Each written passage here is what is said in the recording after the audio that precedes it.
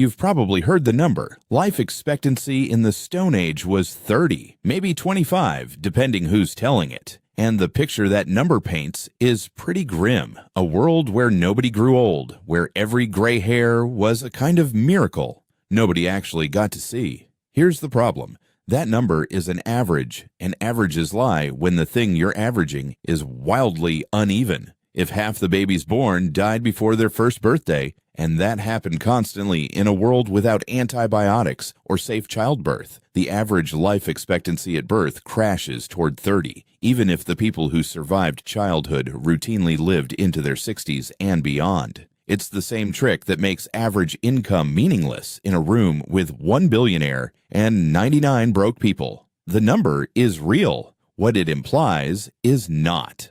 So what actually happened to the people who made it past the dangerous years? Did ancient humans grow old at all? And if they did, what were they for?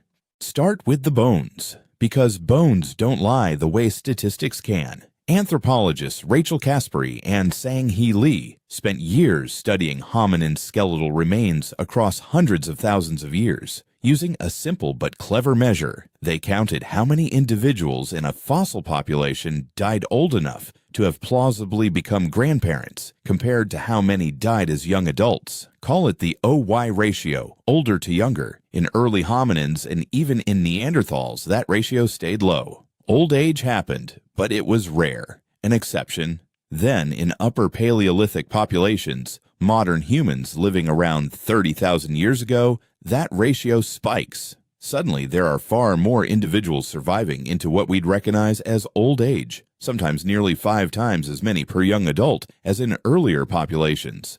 Something changed. Grandparents became common. Why would evolution favor that?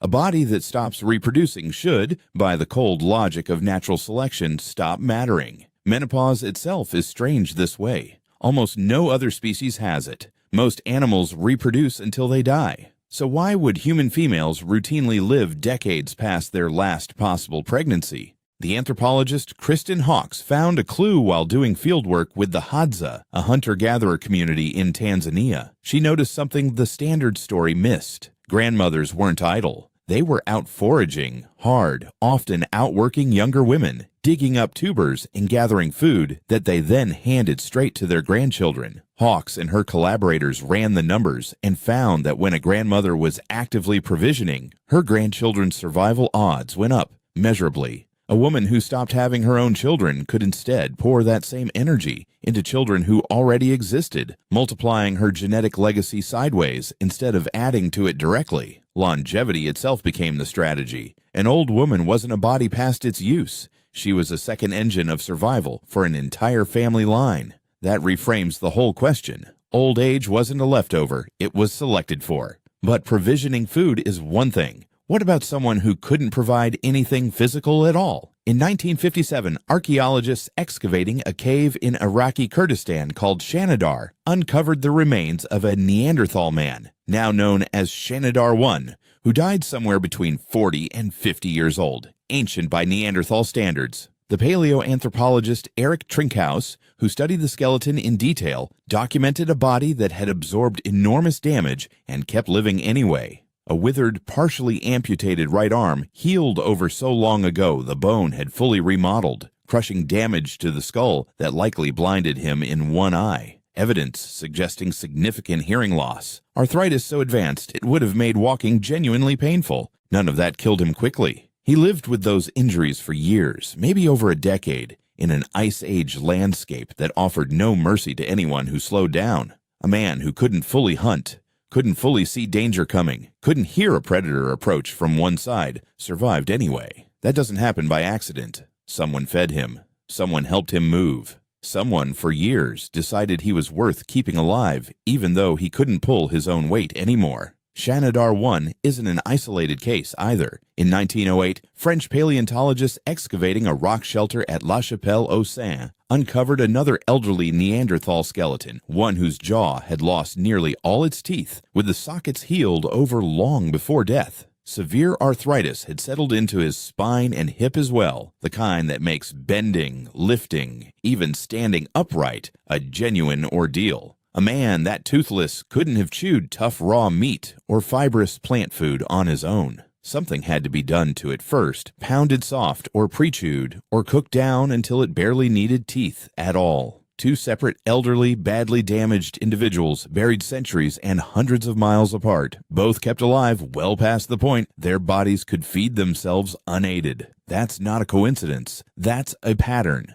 The archaeologist Penny Spickens has spent much of her career tracing this pattern across the deep prehistoric record, cases of injury, disability, and old age, where the evidence points to sustained group care rather than abandonment. She argues it's not a modern invention layered onto an otherwise brutal past. The instinct to carry someone who can no longer carry themselves goes back further than civilization, further than agriculture, possibly further than our own species. So, elders weren't just tolerated, they were protected, sometimes at real cost to the group carrying them. Which raises the obvious question, what made that cost worth paying? Beyond kinship and love, which were surely real too.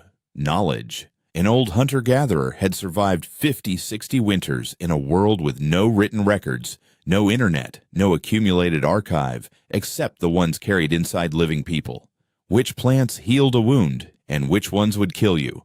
Where the water held out during the worst droughts anyone could remember because they remembered the last one, how to read a sky that was about to turn dangerous. Which techniques actually worked for flaking a blade, tanning a hide, setting a snare, refined over decades of trial and failure. In a world without books, a person who had simply lived a long time was quite literally a library. Lose them, and you didn't just lose a person. You lost everything they'd ever learned all at once with no backup copy anywhere. Think about what that meant in practice. A severe drought might hit a region once every 20 or 30 years, rare enough that nobody under 40 had ever lived through one and knew what to do. Someone who'd survived the last one, though, could remember exactly which distant waterhole never fully dried up, which plants turned poisonous under drought stress, and which ones became a critical backup food source instead. That single memory carried in one aging person's head could be the difference between a group finding water in time and a group that didn't. No amount of youth or strength substitutes for having simply been there before. Anthropologists studying living hunter-gatherer societies have documented this role directly. Elders as the primary keepers and tellers of stories after dark, the ones who held the group's history, its warnings, its rules, its jokes, passed voice to voice because that was the only format available. Around the fire, it was often the oldest people talking and everyone else, including the adults, listening. Put all of this together and the picture flips almost completely. Ancient humans weren't stumbling through short, brutal lives with old age as some impossible rarity. Once you survived the genuinely dangerous years, infancy, childbirth, childhood illness, the odds of reaching old age were real, and getting old carried its own logic, its own value, built into the species by selection itself. Grandmothers fed children who weren't biologically required to survive for anyone's genes to succeed, and did it well enough that evolution rewired human life history around them. Groups carried members who could no longer hunt or gather or even see clearly, not out of sentiment alone, but because the accumulated knowledge inside that person was worth more than the calories it cost to keep them alive. Elders weren't a burden the tribe tolerated out of guilt. They were closer to essential infrastructure, a role built by hundreds of thousands of years of pressure, the same way an eye or a hand was built. The 30-year life expectancy number is technically true and almost completely misleading, a statistical artifact of brutal infant mortality smeared across a population that, once past childhood, aged much like we do. Somewhere in a cave in Iraq, a blind, one-armed old man lived for years past the point his body could contribute much of anything physical because the people around him had already decided what he was worth, went far beyond what his hands could still do. Old age wasn't a modern comfort ancient humans never got to enjoy. It was there all along, protected, provisioned, and quietly running the whole show from somewhere near the back of the fire.